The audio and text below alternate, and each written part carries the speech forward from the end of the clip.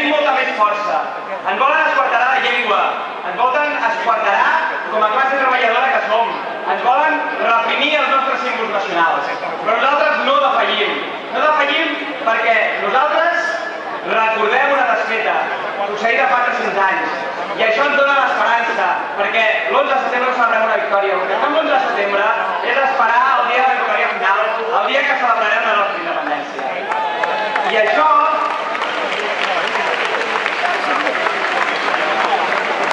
ho fem i demostrem dos models. A Espanya celebren el 12 d'octubre, celebren un genocidi, celebren la invasió. Nosaltres celebrem la resistència, la força de la gent que va defensar la ciutat de Barcelona, la força de la gent que va defensar el país. Fixeu-vos-hi, a Madrid celebren la seva diada nacional traient els tancs al carrer, traient l'exèrcit, traient la legió i mostrant la seva força. I nosaltres el que fem és treure la gent al carrer, fer ofrenes als nostres màrtirs i defensar la democràcia, la justícia i el nostre país.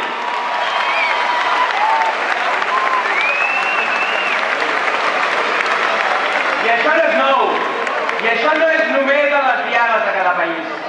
Això ho fan també amb sentències judicials.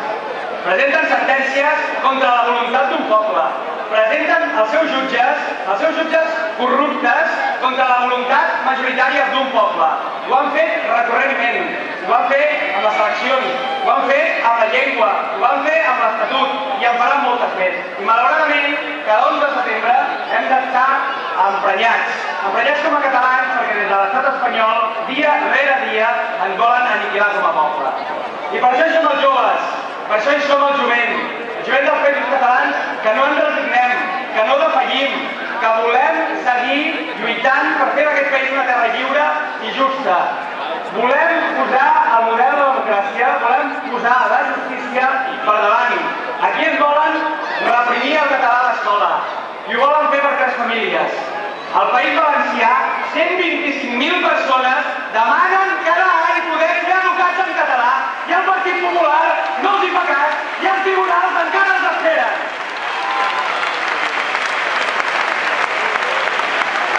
Al País Valencià ens treuen TV3 i prohibeixen la nostra llengua per esquarterar-nos com a país, per esquarterar la nostra nació i per esquarterar el nostre idioma.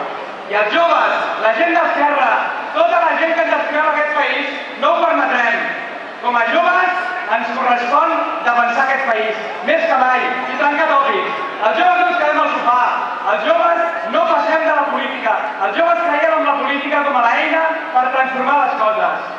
Hem heretat el país que tenim dels nostres pares, i no dubteu que els joves el volem fer millor, perquè per començar el farem lliure i el farem socialment just. Visca la terra, visca la gent, visca Esquerra!